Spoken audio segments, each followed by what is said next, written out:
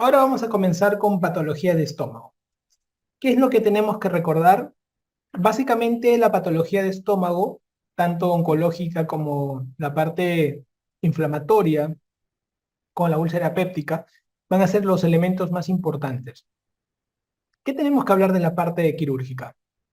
Primero, vamos a hacer un pequeño recuerdo de cosas muy puntuales anatómicas y también la parte fisiológica, para que podamos sacarle mucho provecho a esto. La parte anatómica, recuerden ustedes que métanle un repaso a esta parte de la irrigación, tanto de la parte de la curvatura menor como la curvatura mayor, las arterias que van a terminar irrigando, ¿no? Tanto la gástrica izquierda, en este vector, y luego también lo que es la gástrica derecha. Esto es muy importante porque te preguntan qué arterias la conforman y también te preguntan las arterias que conforman la parte de la curvatura mayor, propiamente. Tanto la parte de las arterias gastroepiploicas izquierda y también la gastroepiploica derecha. Esto de acá es interesante porque vamos a encontrar nosotros arterias, como por ejemplo la arteria gastroduodenal, que va a estar viniendo y darle irrigación a la zona duodeno y estómago distal.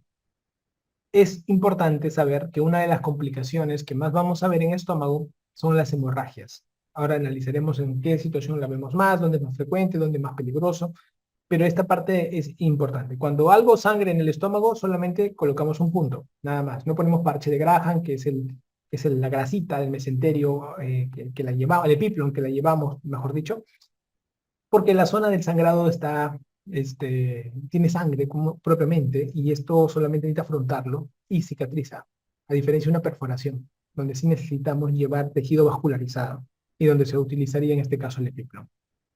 Lo otro es analizar, bueno, las partes del estómago, ustedes la conocen muy bien y perfectamente, la parte del cardias, que vamos a trabajarlo cuando vemos cáncer, la parte del fondo, la parte del cuerpo, tenemos la parte del cuerpo superior, cuerpo inferior, la parte del antro, ¿no? La zona antropilórica. Es importante entonces definir esto, ¿ok? Otro detalle importante es las células que van a verse involucradas. En el antro tenemos las células G, que son las productoras de gastrina. Dato importante, porque el antro va a ser un lugar importante en el tratamiento de la úlcera péptica y esta gastrina va a venir y va a estimular a las células parietales para que éstas puedan liberar el ácido clorhídrico y el factor intrínseco. Ustedes saben que las células principales lo que van a secretar es el pepsinógeno, P con P, ¿ya? La parte de la inervación es muy importante, muy importante. Esto, aquí voy a aprovechar yo en darles los fundamentos de la vagotomía. Cuando nosotros tenemos una inervación anterior y una inervación posterior. La inervación anterior normalmente es el nervio vago izquierdo la que va a dar patrón en esta inervación anterior. Y el nervio vago derecho es la que va a agarrar la parte de la inervación posterior. ¿Ya? Dato muy importante. Cuando nosotros nos hablen de una vagotomía troncal, es porque estamos haciendo una sección a nivel del vago, de estos troncos, justo cuando están ingresando a la zona abdominal. ¿Ok?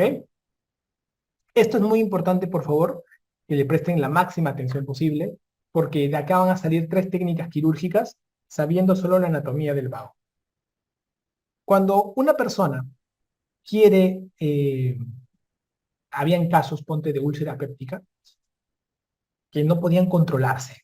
Hoy tenemos una farmacología bastante buena, pero antes no había eso, entonces tenías que ser un poco más mecánico. Entonces, la cirugía era como que el tratamiento de elección. Hoy casi se ha reducido esto al 1%, que se llegue a operar un paciente por esta condición, pero antes era como que la técnica la única para poder frenar la úlcera péptica. Entonces, nace una técnica que nosotros le vamos a llamar la vagotomía troncal. La vagotomía troncal es cuando tú haces una sección del vago a esta altura, justamente en la parte inicial. Haces una sección total de los vagos. Total. Entonces tú dices, tanto el vago anterior como el vago posterior, pero era muy agresiva. ¿Qué ocurría cuando esto sucedía? Si tú tienes una vagotomía total, pues el paciente pierde esa función motora. ¿Cómo es esa función motora, doctor? Mire, usted sabe que acá en la parte del fondo, la parte del cuerpo, en esta zona es una zona del ácido, pero la zona del antro, la zona pilórica, es una zona motora. Entonces, cuando por querer disminuir la secreción de ácido, sacrificaban la zona motora. Entonces, el paciente quedaba con una vagotomía troncal, perfecto, pero el vaciamiento gástrico estaría digamos, en perjuicio. Entonces, cuando hay una vagotomía troncal, tenía que existir lo que es una piloroplastia. Se hacía una vagotomía troncal y una piloroplastia. ¿Qué ocurría? Que en muchos casos, la piloroplastía, no era suficiente. Y eso ocurría. Entonces, como no era suficiente, terminaban quitando todo el antro, porque aparentemente no estaba correcto. Entonces terminaban haciendo al final una vagotomía troncal, que ya la habían hecho, pero ya no se quedaban solo en piloroplastía, sino se volaban todo el antro y hacían una antrectomía. Y ahora que ya no hay antro, esto lo reconstruían y hacían una técnica de Billroth 2, más técnica de Billroth 2. La técnica de Billroth 2 lo que hace es el estómago se quedaba así, sin antro, y lo que quedaba era unir esta parte del estómago, no con el duodeno. Billroth 1 es unión de estómago con duodeno. Unían, acá está la vía biliar, cerraban esto, y unían esto con el yeyuno.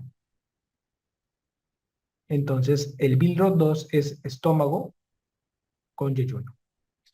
Y creaban el asa aferente, el asa eferente, ahí nacen esos conceptos. Entonces, ahí se manejaba la cirugía. Así estuvo por muchos años, hasta que vino alguien y dijo, ¿por qué sacrificar tanto nervio que termine en una cirugía muy morbosa? ¿Por qué mejor no vamos y hacemos nada más una vagotomía que sea selectiva? Pero para hacer una vagotomía selectiva, solamente vayámonos a atacar a lo que es el nervio de la target. El nervio de la target es un nervio, como ustedes van a ver, que no es uno solo, sino es un paquete. El nervio de la target es un nervio con un montón de filamentos, pero filamentos que pueden ser estimulantes del ácido y estimulantes motores. Entonces, en la vagotomía selectiva se dio predominantemente un corte a toda la parte del ácido, seleccionando así los nervios del ácido, pero se les escapaban nervios que afectaban la zona motora. Por más que se esforzaban en ir al nervio de la target, pero se les escapaba.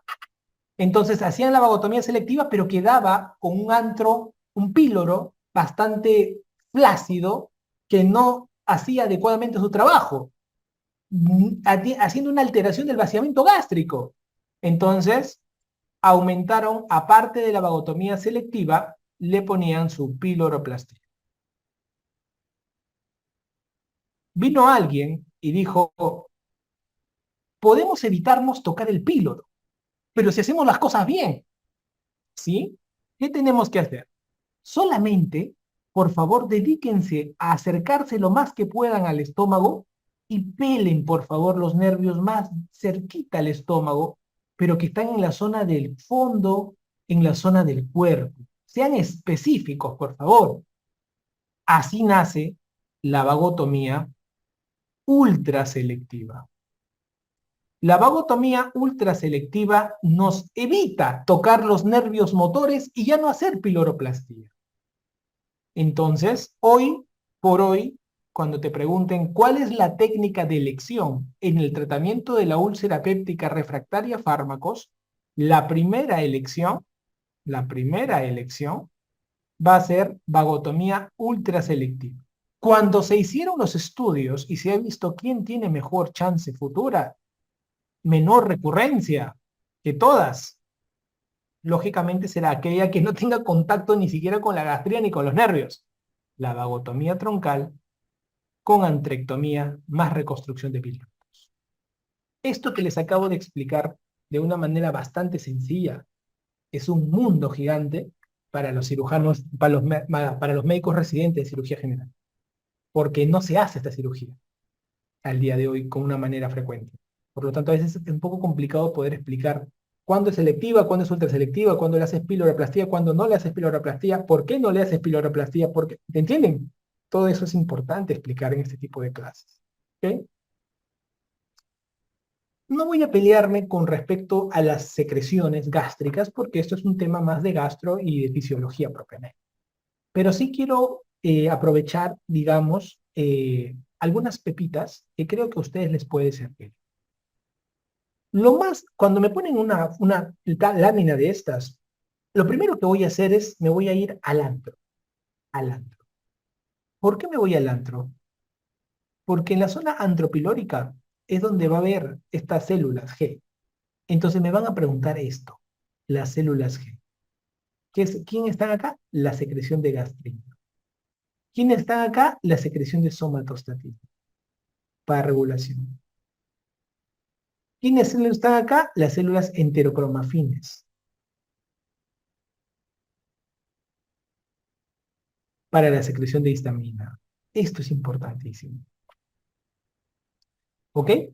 Entonces, acuérdense, la gastrina va a ser estimulante de las células principales, señores, y de las células parietales. La gastrina es fundamental, muchachos. No se olviden, estimulan demasiado, demasiado.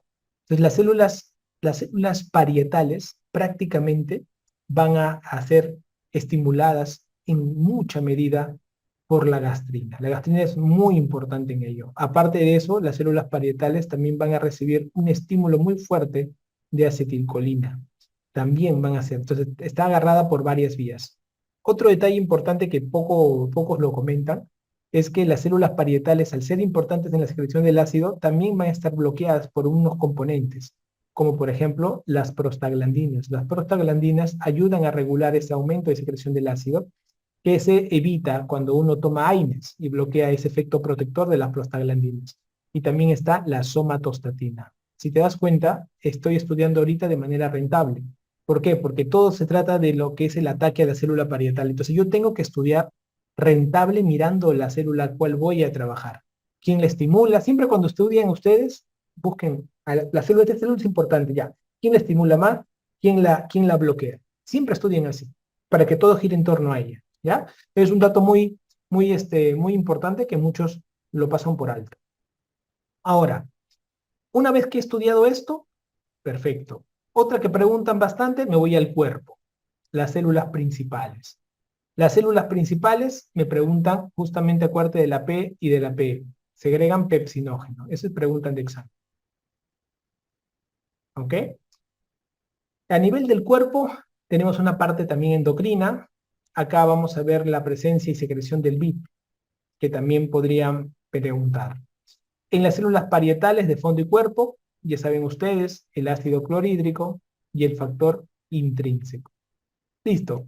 Todo lo demás que vean, miren, todo lo que ven acá, glándulas cardiales, glándulas oxínticas, dice mucosa, glándulas antrales, la parte mucosa, glándulas de Brunner, todo lo que sea X es igual a bicarbonato y moco, para que ustedes sepan rápidamente qué es importante y qué no, para que puedan ir con todo, ¿ok? Entonces, en la úlcera péptica, ustedes ya han estudiado esto, muy importante en gastro. La infección por Helicobacter pylori va a ser lo más importante en ambas condiciones, en las dos. Ustedes saben que la úlcera duodenal es 3 veces más frecuente que la gástrica, por lo tanto va a estar siempre en nuestro panorama. Es importante recordar la clínica que más nos asocia, la úlcera duodenal.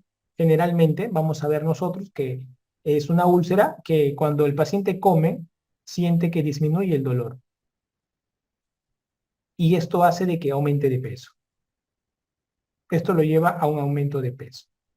En cambio, en la úlcera gástrica, lo que vemos nosotros es que el paciente come y aumenta el dolor.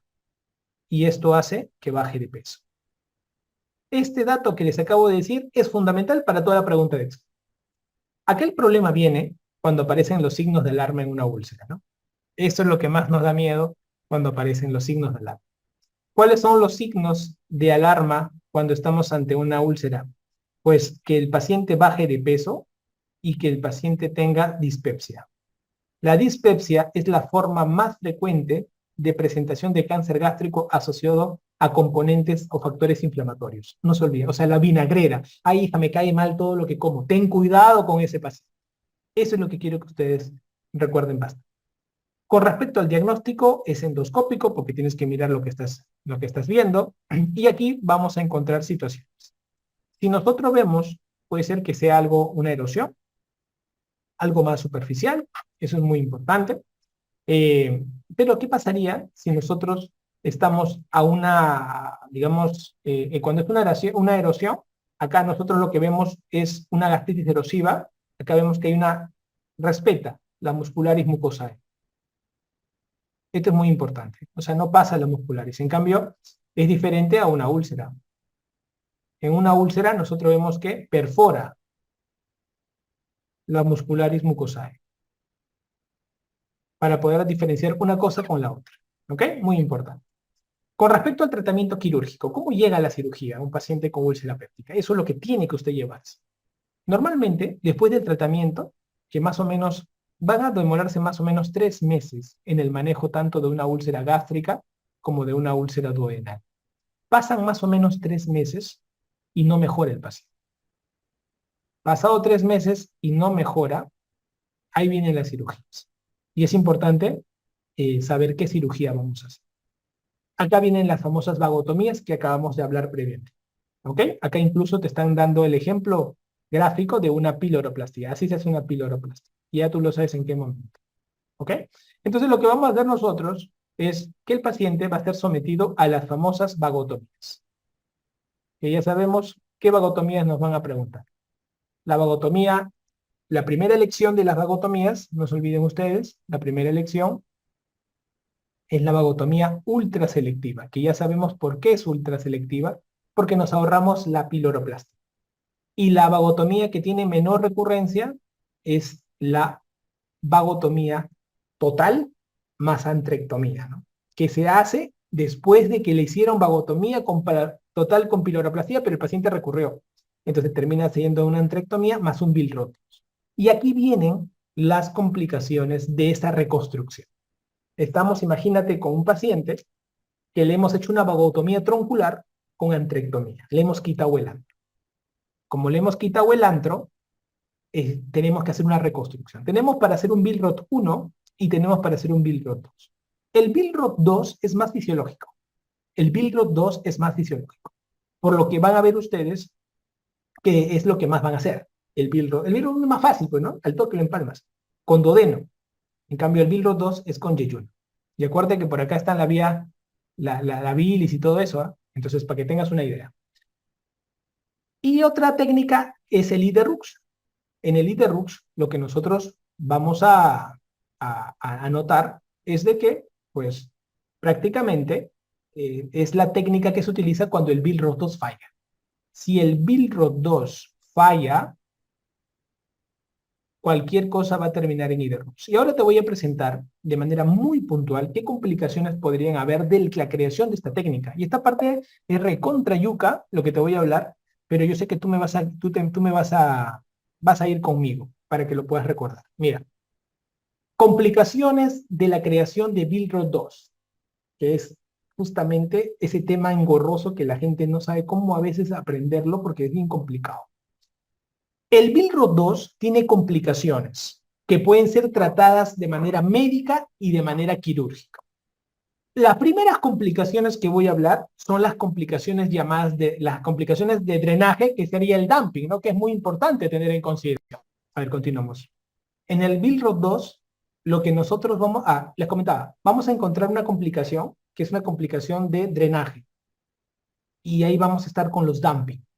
Los dumping es algo que es muy frecuente, ocurre en el 50% de los Billroth 2. O sea, es algo frecuentísimo. ¿Qué es un dumping? Voy a tratar de hacer esto como para que poder explicarles por qué ocurren las cosas. Dumping. Los dumping, tenemos el dumping precoz y el dumping tardío. Esto ocurre en el 50% de los casos de los Billroth 2. O sea, estemos preparados para ver dumping precoz y dumping tardío en Billroth 2. El dumping precoz es un dumping, le llaman precoz porque ocurre en las primeras 2 horas de haber comido. El efecto es que el paciente come y el aumento de la osmolaridad que llega al yeyuno, ¿qué es lo que va a ocurrir? Al tener mayor osmolaridad, muchachos, en el yeyuno, esto jala agua y da un efecto osmótico y hay diarrea. Hay diarrea. La pregunta de examen acaba ahí. ¿Ven diarrea en una pregunta? Dumping precoz. El dumping precoz que no se trata adecuadamente, no llega a un régimen, a veces le hacen reducción de las comidas, no llega, puede evolucionar a un dumping tardío. El dumping tardío es aquel dumping que ocurre después de 2 horas de la comida. Y el dumping tardío, al ocurrir después de 2 horas, la clínica es porque hay un aumento de la osmolaridad, le da tiempo a aumentar la liberación de insulina. Y al aumentar la liberación de insulina, el paciente hace una hipoglicemia. Entonces, la pregunta de examen es, paciente operó de Billroth 2 que después de 3 horas se nota con síntomas vasomotores adrenérgicos, típicos de la hipoglicemia. ¿Por qué? Porque hay una caída de la glucosa y un hiperestímulo simpático que vas a notarlo así, sudoroso. Esto ocurre por aumento de la insulina. Aumento de la insulina, lo que lleva a la hipoglicemia y tienes estos síntomas vasomotores. Acá no hay diarrea. La pregunta no viene con diarrea. Entonces, dumping precoz, diarrea, dumping tardío por la hipoglicemia que está ocurriendo, ya que hay un aumento de liberación de la insulina. Este es un tipo de pregunta que van a hacer. Los dumping es una complicación que se va a presentar y el tratamiento, casi en el 99% de los casos, es un tratamiento médico. Tratamiento, octreotide, tratamiento médico, ¿ya? O sea que eso es muy importante, que lo voy a poner con otro colorcito. Termina en el 99% con tratamiento médico. Perfecto, ahí queda todo. Ahora, así como existe el dumping, también hay otras complicaciones. Puede ser que cuando hicieron esta cirugía, voy a ponerte el primer grupo, con esto, el asa aferente. Puede ser que cuando han hecho la cirugía, el asa aferente terminó un poco larga. Normalmente el asa para un Billroth 2 y para un IDERUPS siempre se busca que sea entre 25 y 40 centímetros. O sea, desde aquí, todo esto, hasta aquí, debería ser en promedio 40 centímetros, no más. 40 centímetros, ¿ya? De longitud. ¿Qué pasaría si el paciente tiene más de 40 centímetros? O sea, hay más de 40 centímetros. Cuando es muy largo, van a hacer un concepto que se llama síndrome de asa aferente. Síndrome de asa aferente. El síndrome de asa aferente va a ocurrir que el paciente come y al comer hay un dolor en la barriga. ¡Buah! Vomita y vomita de manera biliosa. Entonces, pero le calma el dolor. Entonces, la pregunta de examen es así. Es un paciente que tiene dolor al comer, que el vómito que bota, porque como es un vómito con bilis, está aquí, un vómito bilioso, el vómito es bilioso, que alivia, que alivia. Entonces, vomito y alivio, ¿ok? Asimismo, puede ocurrir de que el asa aferente tenga menos de 25 centímetros. Cuando el asa aferente tiene menos de 25 centímetros, ocurre lo que es el reflujo biliar. Reflujo biliar.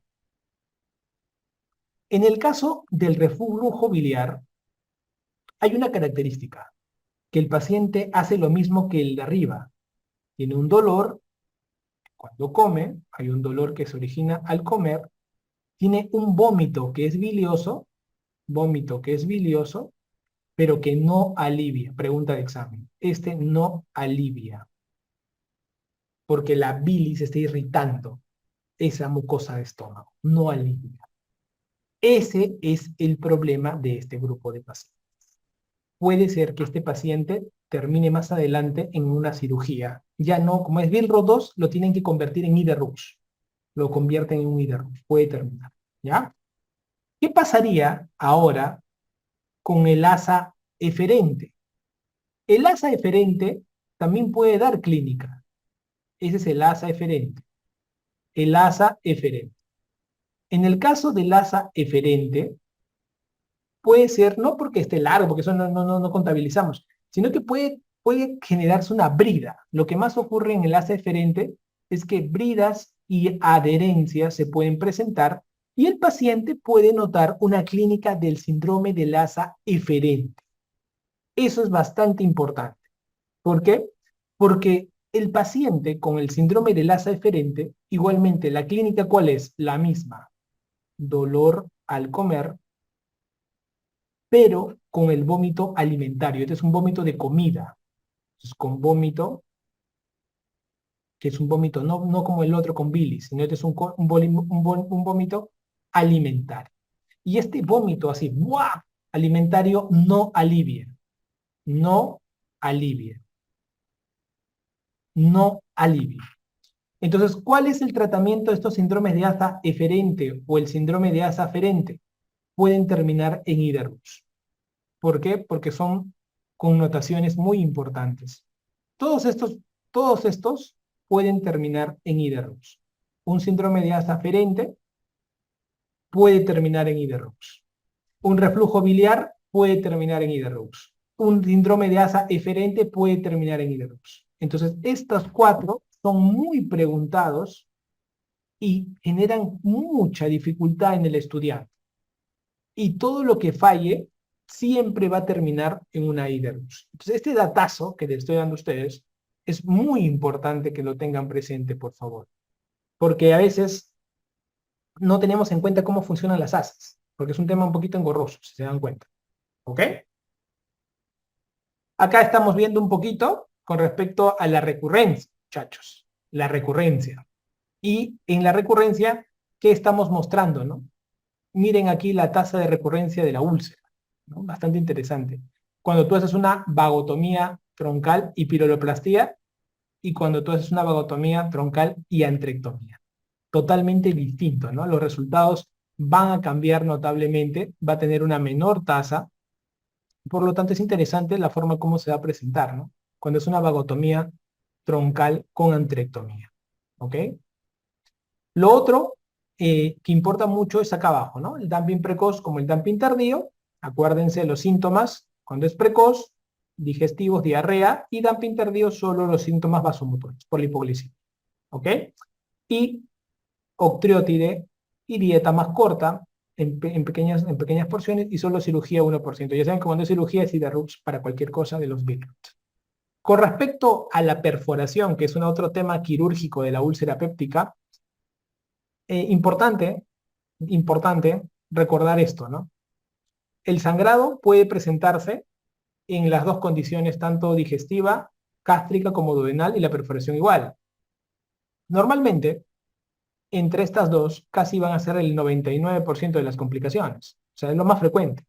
Las preguntas de examen van a venir aquí. El sangrado ocurre más en la parte posterior de la parte duodenal y la perforación ocurre más en la cara anterior. Cuando uno sangra, lo único que se hace en el duodeno es una sutura hemostática, porque justamente como es sangre, se va a coagular y se va a hacer una cicatriz. Cuando se hace estómago, no solamente se sutura, sino también se hace biopsia, porque siempre el estómago pensar que es maligno. Cuando se hace una perforación, sí tienes que colocar un parche. Un parche, ¿qué cosa es? Agarrar grasa en este caso, grasa que se da en el epiplon, y en el epiplon lo levantas, lo llevas al hueco y le metes un punto. Ese punto de la grasa que tú vas a pegar a ese hueco va a ser importante porque la grasa jala sangre y mejora la cicatrización. ¿Ya? Dato muy importante. Por eso que en la perforación pones parche. En el caso del estómago le pones parche, pero siempre se hace biopsia, porque piensa en cosas malas. Eso es lo que más importa en estos casos. ¿Ok? No te olvides que el signo radiográfico de la perforación, de la úlcera duodenal, el signo de la gaviota, ¿no? Signo radiográfico de la perforación. Esto lo vamos a ver en la radiografía de tórax y abdomen de pie, porque nosotros vamos a mirar debajo del diafragma esta condición. Debajo del diafragma se tiende a poner a los dos lados el neumoperitoneo, típico de las perforaciones que podrían ocurrir.